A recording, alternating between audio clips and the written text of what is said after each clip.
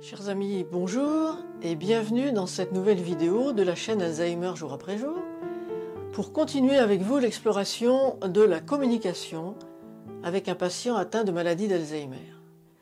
Je vous ai parlé dans la première vidéo de l'importance du contexte dans lequel intervient toute communication et de son importance. Et aujourd'hui, on va rentrer plus dans le vif du sujet, à savoir comment mieux parler à une personne atteinte de maladie d'Alzheimer pour avoir plus de chances d'être entendu et d'avoir une réponse. Alors là aussi, il va y avoir un premier préalable vraiment très important concernant la communication avec ce type de patient. Ça va être de commencer par regarder la personne qui est en face de vous pour identifier dans quel registre émotionnel elle se trouve. Vous savez que globalement parlant, il existe 4 domaines émotionnels dans lesquels on se trouve toujours: la joie, la tristesse, la colère et la peur. Bien sûr, dans chaque émotion, il y a une graduation.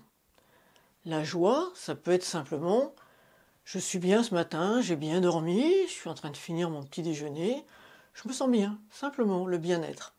Ça peut être aussi une joie beaucoup plus importante à l'annonce d'une très bonne nouvelle, comme une naissance, un mariage. Peut-être aussi que la journée s'est très bien passée, c'est le soir, on est vraiment très heureux. Donc on a tous les degrés. Dans la tristesse, c'est la même chose. On peut être simplement pas très bien le matin, on se traîne un petit peu, on n'a pas envie de grand-chose. On n'a pas envie de faire quelque chose, on a du mal à démarrer. C'est simplement un mal-être sans que ce soit dramatique. Et puis on peut être aussi, quand on accompagne un patient Alzheimer, très triste. Et le patient Alzheimer peut lui aussi être quelquefois très triste. Là aussi, graduation dans la tristesse, on peut avoir des patients qui pleurent, des accompagnants aussi d'ailleurs. La colère, c'est pareil, ça va être simplement peut-être l'irritation, l'irritabilité. On se sent prêt à mordre, ou on sent en face le patient, qui est un petit peu dans les starting blocks. On a l'impression qu'il suffirait de pas grand-chose pour qu'il s'énerve. Et puis il peut être carrément très en colère, avec y compris des gestes de colère quelquefois. On peut aussi avoir de la peur, aussi bien chez un accompagnant que chez le malade. Ça peut être peut-être la peur d'avoir mal. Vous avez des patients qui sont douloureux quand on les mobilise et quand on s'approche d'eux pour faire leur toilette, ils peuvent très bien avoir une réaction de peur. Donc ces 4 émotions-là, il est important de les identifier chez la personne avant de lui parler. Les identifier dans un premier temps, dans un second temps, reconnaître cette émotion et mettre des mots dessus. On va nommer l'émotion. Et en la nommant, on va aussi reformuler avec son corps, c'est-à-dire qu'on va se positionner un peu comme un miroir de l'émotion de l'autre. Si quelqu'un est en colère, je vais refléter la colère par le timbre de voix. Je vais peut-être rester à distance, je ne vais pas aller m'approcher de la personne, peut-être pas la toucher. Je vais simplement lui dire, avec une impression de colère sur le visage, « ça n'a pas l'air d'aller ce matin ». Si la personne est triste, eh bien je vais refléter la tristesse, peut-être avec une voix plus douce. Je vous sens triste, je te sens triste ce matin. Tu m'as pas l'air bien. Si la personne est joyeuse, alors là, on a le droit d'aller la voir avec un grand sourire. Et si elle a peur, il est important aussi de reconnaître cette peur. J'ai l'impression que c'est comme si tu avais peur de quelque chose. Et vous allez attendre. Attendre.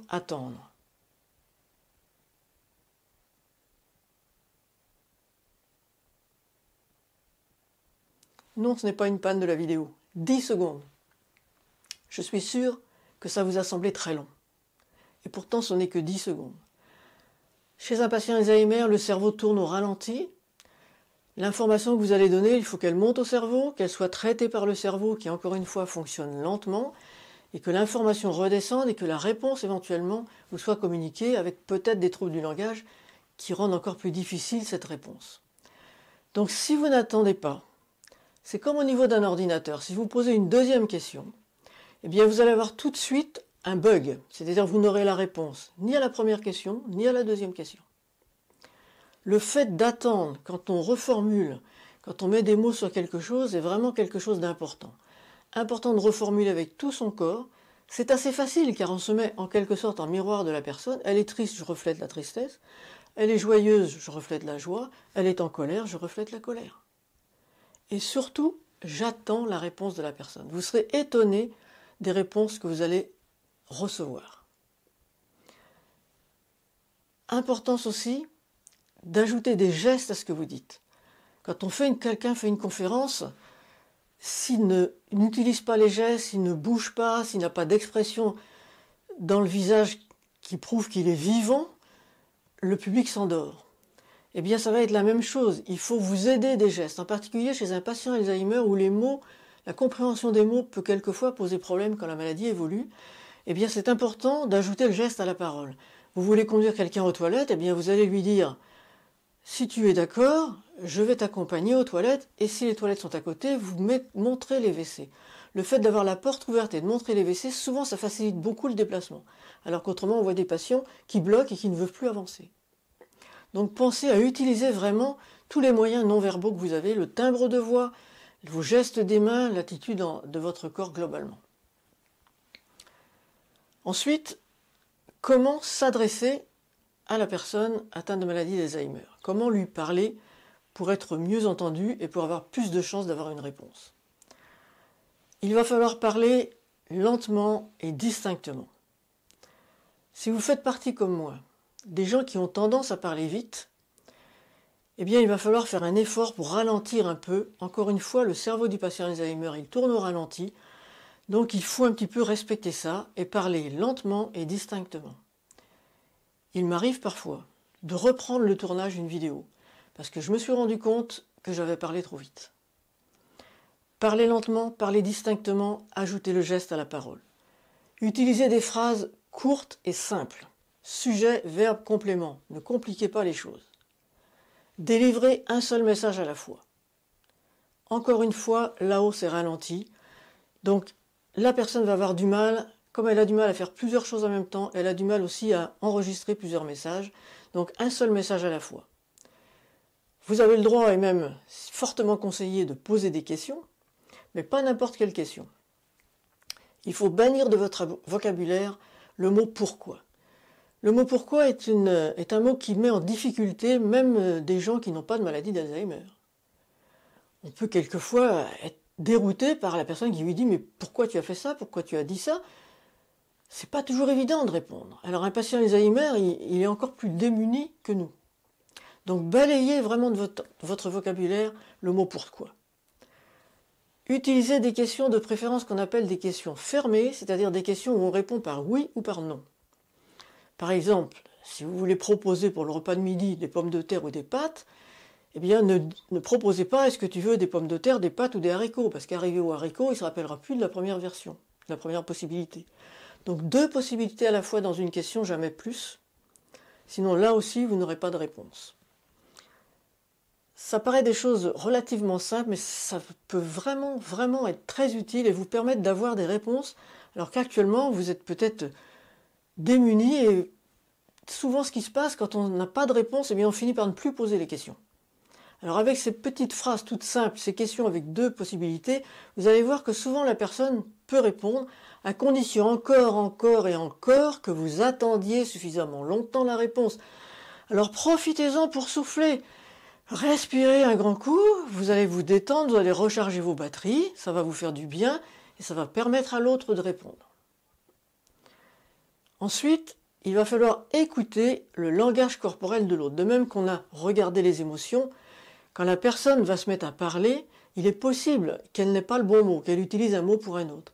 On voit quelquefois des patients qui veulent dire non et qui disent oui oralement, mais qui, avec leurs gestes, prouvent que c'est non. Donc c'est le langage corporel qui prédomine ici. C'est de celui-là dont il faut tenir compte. Surtout si vous savez que par moment, la personne a du mal à trouver les mots. Et jusqu'au bout, sachez que les malades d'Alzheimer, 1 heure avant de mourir, ils peuvent encore communiquer, quelquefois oralement, en reprenant une certaine lucidité, ce qui est assez étonnant, mais je l'ai vu à plusieurs reprises. Et aussi, jusqu'au bout, ils vont pouvoir exprimer des choses avec leur corps. Et très souvent, ils nous amènent ça sur un plateau. Seulement, comme on ne regarde pas, qu'on n'a pas pris l'habitude de regarder, on passe à côté. Je vais vous citer 2 exemples que j'ai vécus et qui m'ont vraiment impressionné. Le premier, c'était une dame qui était relativement jeune encore, elle devait avoir dans les 75 ans. Elle était arrivée chez nous très valide, elle était dans le service des personnes valides, donc le service était fermé et elle pouvait déambuler comme elle voulait. Il y avait un espace de déambulation assez grand et cette femme, elle faisait des kilomètres dans sa journée. J'arrive un matin pour prendre mon service, je me retrouve en face d'elle à l'entrée du service, et je suis frappé ce matin-là par la tristesse qui émanait de son visage. C'est une dame qui n'avait plus les mots, qui restait très valide physiquement, mais qui ne parlait plus du tout depuis déjà quelques mois. Je suis frappé par la tristesse qui émane de sa personne. Je la salue, je lui dis bonjour, et je mets des mots sur ce qui se passait. Je lui dis, Madame Attel, comme vous avez l'air triste ce matin. Et alors à ce moment-là, il s'est passé quelque chose dont je me souviendrai toute ma vie, parce que cette scène est enregistrée dans ma mémoire de façon indélébile. Elle m'a regardé, et j'ai eu droit à un merveilleux sourire. C'est comme si j'étais entré dans sa prison. Elle était emprisonnée dans cette tristesse qu'elle ne pouvait pas verbaliser puisqu'elle n'avait plus le langage. Elle nous le servait, si je puis dire, nous l'apportait tous les jours, et personne n'en tenait compte. Personne ne reconnaissait sa tristesse. Et le fait d'avoir reconnu sa tristesse a enclenché ce merveilleux sourire. C'est quelque chose que je n'oublierai jamais. Voilà le genre de choses dont vous pouvez être le témoin, si vous reconnaissez, encore une fois, les émotions de la personne. Le deuxième cas, je crois que j'en parle dans la vidéo que j'ai faite sur l'accompagnement de fin de vie. C'est une dame qui est en fin de vie. Elle était dans notre service depuis une dizaine d'années, depuis 1 an. Elle ne parlait plus du tout et à la fin de sa vie, elle était dans un semi-coma, les yeux fermés, plus aucune communication apparente. Et cette femme avait une fille qui était très très présente, et elle avait encore son mari d'ailleurs, et elle avait perdu 2 enfants assez jeunes, je crois que c'était un bébé et un adolescent, ou un jeune homme. Et c'était un peu le sujet tabou dans la famille. Donc je vois sa fille et je lui explique que ce serait bien de pouvoir lui dire qu'elle pouvait partir, que bien sûr elle avait du chagrin, que sa maman la quitte, mais que c'était mieux pour elle qu'elle pouvait s'en aller, et la rassurer aussi, on s'occupera de papa, t'inquiète pas. Et puis tu vas retrouver le frère et la sœur qui étaient partis, dont on n'avait jamais parlé. Donc elle sort de mon bureau, elle va s'occuper de sa maman, lui parler, et le lendemain, au moment où j'ai signé le certificat de décès, elle me dit, docteur, il faut que je vous dise quelque chose, c'est dingue ce qui s'est passé hier.